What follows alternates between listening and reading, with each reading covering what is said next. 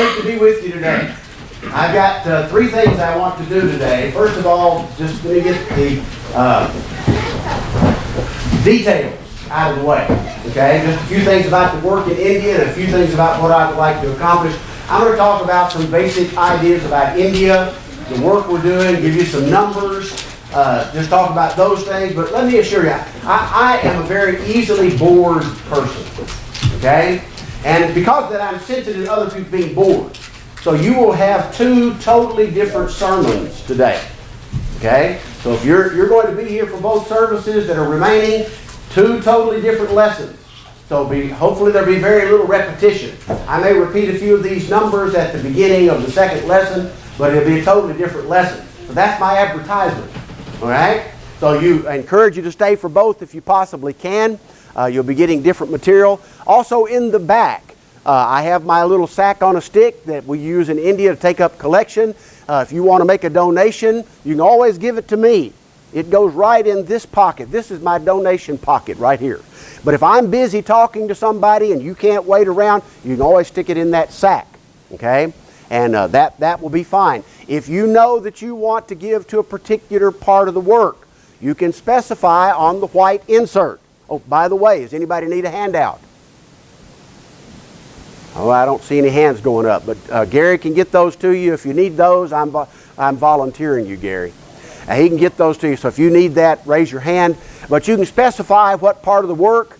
Now, if you know you want to give for Bibles, for instance, you can mark that on there. It's under Preacher Helps, I think. But you also can just put it in the yellow can. I've got a can out back. It says Bibles for India. You want to make a donation to Bibles, put it in the can. And I know that will go for Bibles, and that's very simple and easy also. Also in the back, there is a little booklet that was made by one of our Indian preachers. It shows his work over about a 6-week period to give you an idea of how many people these Indian brethren are converting. This is just the work of one preacher in about 6 weeks, and you'll be amazed how many baptisms this one preacher does in that amount of time. Let me give you a few numbers, okay? Last year we worked with about 50 to 55,000 Indian preachers in campaigns. Now we do benevolent work, orphans, widows, medical ministries. We have preacher training. We do a lot of extension classes. About 1,600 extension classes operate every week all year round. Okay? We got all those things going on. But let me just talk about the evangelism for a moment. 50 to 55,000 Indian brethren, mostly preachers, who work with us in campaigns. Folks, we don't pay these people. They do not get a salary. They simply do this work. They turn in reports to us because they're cooperating with us in these campaigns. We help organize most of these campaigns, but they turn in that paperwork to us. Some of these people, we can help some of the time to help pay some of their expenses. We do that. They will be working under people that work with us more closely. We have campaign directors. That's one of the type of people. We have about 7 or 8 of these men. We pay those people a full-time salary. They do nothing but campaign work year-round. That's all they do. We have a few people a couple of men who are college professors. Well, they have about 4 months of the year when they're not teaching. Those men receive a part-time salary to do campaign work when they're not teaching in the college classroom. We also pay our preacher training school directors. We have 5 or 6 campuses open at the moment, and plus the thousands of extension classes that are operating. Now, our extension class teachers are not paid anything. They do this because they love the Lord.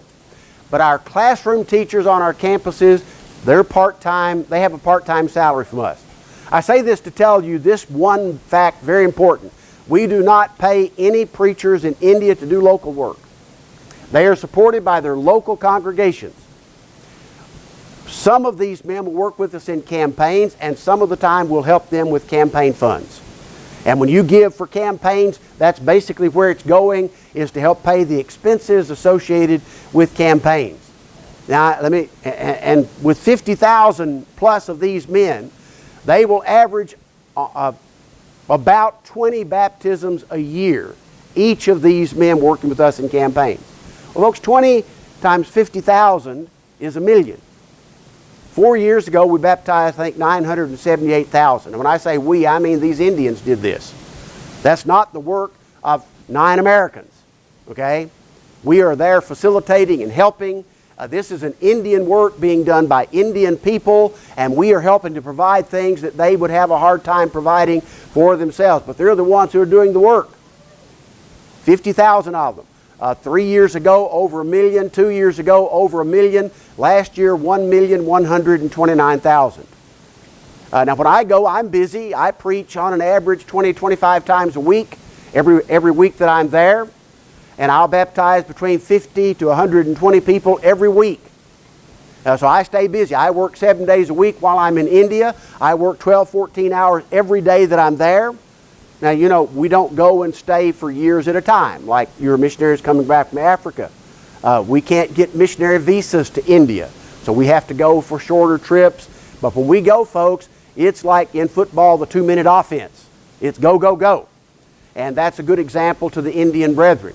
But we help these men with these campaign expenses, and I want to illustrate this with a story. And I've never told this story like this, so I hope I don't leave anything out important, but it's going to be fast, because I've got a lot more I want to accomplish. A. Babu is a preacher. He works in south central Andhra Pradesh. He lives right about here near a village called Rayavar, where we have one of our preacher training schools. He and his congregation, they want to start another congregation nearby. That's very important when you're in a country where most people walk to services. You need a lot of congregations not far away from the people. This village doesn't have one. They want to start it. They don't have any money. These poor villages, the ghetto people in India, most of them live on about $200 a year. They don't have any money, but they want to do this work. They save their money for 2 years. A. Babu, 5 or 6 members, after 2 years, they take that money, they go to this nearby village, they start knocking on doors. And folks, they don't go down the street like we do and knock on every door. You know, that's how we used to do it. They go and they find every denominational meeting place they can find, and they offer those people Bible studies. Can you imagine us doing that? Go next door, knock on the door, and offer them Bible. They'll think you're nuts.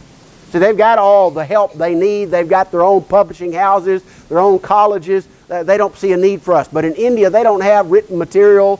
They don't have the colleges and resources. When you offer free Bible classes, for a lot of reasons, they will say yes. Here, we're lucky to get 1 out of 100 to say yes if we offer a Bible study. Over there, the numbers are 45 to 50 out of 100 will say yes. And they're talking to these elders, bishops, deacons, priests, whatever they have in that denomination, offering them Bible classes. They're saying yes. One of them will offer their building. And they'll teach seminars in that building. They'll do home Bible studies. And so A. Babu and 5 or 6 members, they're doing this work. In that building, wherever they're meeting, you know, about as big as this part of your auditorium right here, that'd be a pretty good building, they'll have a PA system. But folks, in India, the speakers aren't inside the building. They're outside the building because they're broadcasting to the entire neighborhood. So you can hear that 5, 10 blocks away. Walking down the street, as A. Babu is teaching in this seminar, is a denominational preacher. He hears this. He's curious. He knows Bible's being taught. He comes, stands at the back. He waits for their next break for tea and biscuits. Every 50 minutes, you've got to have a break for tea and biscuits in India. He waits for the break, goes up, talks to A. Babu, says, how'd you folks get here? What's all this about? A. Babu tells him, look, we just came and we offered these people free Bible classes. And they said, yes, and we're teaching these classes. And the guy looks at him and says, you mean this is free? Denominational preacher. And he looks at A. Babu and says, would you please come to the village where I live and teach in the congregation where I preach? Now here's a denominational preacher begging A. Babu to come and preach the gospel there. And A. Babu, man, you could scrape him off the ceiling. You can imagine, right? For about 20 seconds. Then he realizes, I don't have any more money. He goes, talks to a preacher friend of his the next day. He doesn't have any money. But as they're talking, he says, I heard of this guy named Shyam. Shyam did a bunch of campaigns last year. So they go talk to Shyam. Shyam says, yeah, I did, but I don't have any money right now. I get my money from V. Timothy. So they go talk to V. Timothy. V. Timothy says, yeah, I helped a bunch of people like Shyam. And Shyam did like 20 campaigns. And Timothy helped a bunch of people just like that. He said about 20 of them. Well, folks, that's 20 times 20. That's 400 preachers who got money for campaigns through V. Timothy. But V. Timothy says, but I don't have any money right now. I get my money from V. Abel. V. Abel is the director of our preacher training school at Rayavaram. He is the one who is also our campaign director in that area. People go to him. He gives them money for these campaigns. This is money that you've given, that we take to India, and they use that to preach the gospel to these people, like that denominational preacher begging us to come and teach. Can you imagine? When was the last time someone begged you to teach them the gospel? So they go see V. Abel, but V. Abel says, well, look, you don't need to talk to me. Talk to Jerry. He's here, because that's where I stay. And they came and they talked to me, and they told me this story. And I'm just, so excited every time I hear this kind of thing. But when they finish, I have to look them square in the eye and say, but I don't have any money right now. I had already met with 15 or 20 people, and here's the rub, folks. They had told me almost identical stories. And I had already given all the money I had budgeted for that day. So I could spend all the money I take to India in the first 2 or 3 days I'm there. But I've got to budget that money so much each day, so much in each community to encourage as many different people as possible. So I had to say no to them because we didn't have enough money. Folks, that's our great challenge in India, is we have too many opportunities, too many prospects, and we simply need more help to do this. For the past 5 or 6 years, I typically say no about 60% of the time to people who are begging us to send them to people who are begging to hear. Last year it was 80% that I had to say no. Folks, that's the nature of the work in India, because this is the power of God. It's the gospel. These are spiritual people. We don't have a country in America today that's spiritual like India is. But folks, we still have a great gospel. Now I want us to think about something. We had the reading a moment ago in Romans chapter 15. The things are written aforetime, written for our learning. How many of us really understand what the Old Testament is about? How many of us really understand how all the Bible fits together? That's really what Paul is talking about in Romans. You're going through Romans. He's starting with the creation, and he's bringing you up and saying, look, here's how God dealt with the people. Here's how he dealt with the Gentiles. Here's how he dealt with the Jews. And here's the conclusion. All have sinned and come short of the glory of God. There is none righteous, no, not one. What's the solution? See, this is what the Bible is all about. One word of caution, folks. I preach fast, so you got to listen fast. You got to listen fast. So let's go back to the very beginning. God created this world. He created the Garden of Eden. He put Adam and Eve in that garden. This was a perfect place for a perfect couple with a perfect relationship with God. That's what God intended, and guess what? We messed it up. Adam and Eve sinned. And we had a problem now. That's the problem of sin. Because of sin, this world was cursed. Woman would now have pain in childbearing. Man would now have to earn his living by the sweat of his brow. Thorns and briars and all kinds of problems came about in this world because of sin. Sin's the problem, and the Bible is all about this problem of sin and what is the solution to this problem. And so God dealt with Adam and Abel and Cain. He told them to offer animal sacrifices. Though we don't have the exact words of God to this effect, we know that animal sacrifices were part of the worship of the patriarchs. All the way from creation until the time of the giving of the law of Moses, we had a patriarchal system.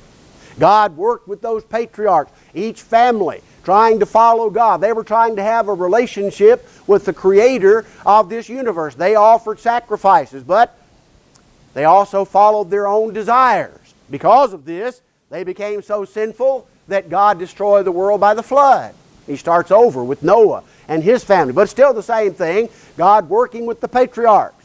But whatever they try to do, there's no way they can get rid of those sins. They're trying to have a relationship with God. And they can succeed on some level, but they don't really understand, how can my sins be paid? How can this debt be erased? How can I be in fellowship with a perfectly righteous God when I look at myself and see my own sin? And if we really look at ourselves, folks, we're going to say exactly what Paul said. here am I, the chief of sinners. Because I know all of my sins, folks. I may guess about somebody else's sins, and I might know one but I know all of my sins. And I'd have to look at it and say, I'm the chief of sinners. And all of us, and how can I have a relationship with God? The patriarchs are asking this question. And the sacrifices they're offering, they just have to offer them over and over and over and over and over. And they keep falling short of what God wants them to do. Even good old Abraham. And Paul's going to talk a great deal about Abraham as you get into Romans chapter 4 and 5. Oh, Abraham, a man of faith, right relationship with God. But boy, he made a lot of mistakes. He made a lot of mistakes. You go through the Old Testament, you'll find the great heroes of the Old Testament. They made a lot of mistakes, folks. They were trying, but they made mistakes. But they can have a relationship with God anyway. As we go through and we think about these patriarchs, we see a relationship with God with many of these people, but we don't see anybody that was perfect. We don't see anybody without sin. We don't see anybody that was able to save themselves. They all could only be saved because they had a right relationship with God. And this continues with most of the world. But now with one people, the descendants of Abraham, the children of Israel, down in Egypt, God sends Moses to bring them out with great miracles. He shows His power. He brings them out of Egypt. He takes them to Mount Sinai. He gives them their own law. Here is one nation God has chosen, and He gives them what we call the Old Testament law.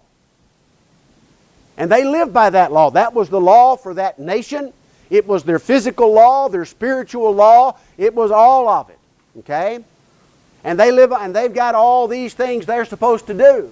How to build the tabernacle, later the temple, how to offer the sacrifices, how to live, how to own property and what your rights were and obligations were, how you relate in marriage and children and all of these things that you're supposed to do, how to handle diseases and all of this is in there, folks. And they've got all these regulations, and all this is to help them know what they ought to do and how they ought to live. But they come to the same conclusion if they're honest. None of them was without sin. None of them. So we look at the patriarchal system that started in the days of Adam and Eve, and I believe continued up until the establishment of the church among nearly all the peoples of the world. Those people would conclude themselves under sin. They're not perfect. They're not righteous. Not when they consider the righteousness of God. They're nowhere near what they ought to be. We look at our own lives, we see the same thing. You know, we have a real problem, a challenge in our thinking. We say, man, I'm supposed to keep the Word. I'm supposed to obey the Bible. And yet all of us know that we don't do it. Don't we?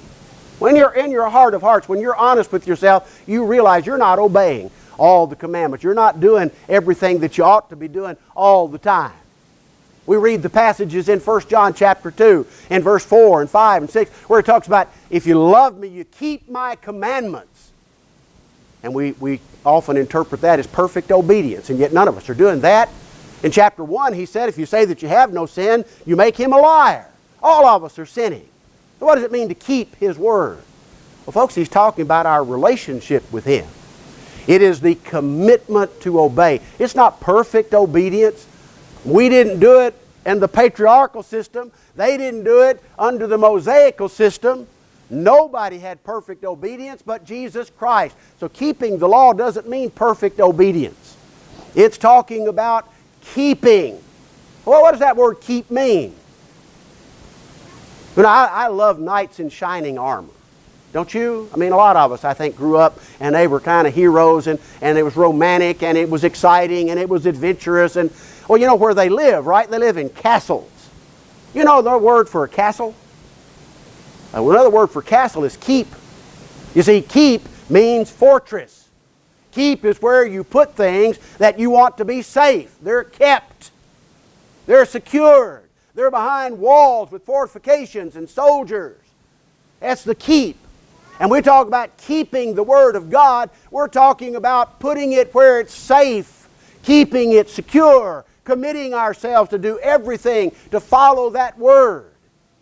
It is that commitment to be obedient to God. We'll talk more about this in the second lesson. That commitment. But they kept failing in the Old Testament. Even though the Israelites had seen all the miracles that brought them out of Egypt, that generation could not even be faithful when they saw these miracles firsthand. All these things God did in Egypt, and the crossing of the Red Sea, and water from a rock, and quails coming in to feed them, and bread falling from heaven, and their shoes didn't wear out for 40 years. Their clothing didn't wear out for 40 years. All these things they saw, yet they weren't faithful. And this is one of the things that we learn. They were not faithful. That law wasn't saving them. It showed their sin clearly. This is what Paul talks about in Romans chapter 3. The law, the Old Testament law, made it very clear where they were falling short. Now, it was intended to make them better people. It did. It was intending for them to look at themselves and see they need a right relationship with God. But the conclusion of an honest person living under the old law was, man, I'm falling short all the time. I'm not doing everything. But see, that's not all of the law. Also, along with that part of the law, we have the words of Moses in Deuteronomy chapter 18, where it says, look, there's going to be another prophet like unto me. Hear ye him. He's talking about Jesus Christ. So from the very beginning, we have promises that are not simply talking about how they lived under the patriarchs or how they lived under Moses' law, but they're pointing to the solution.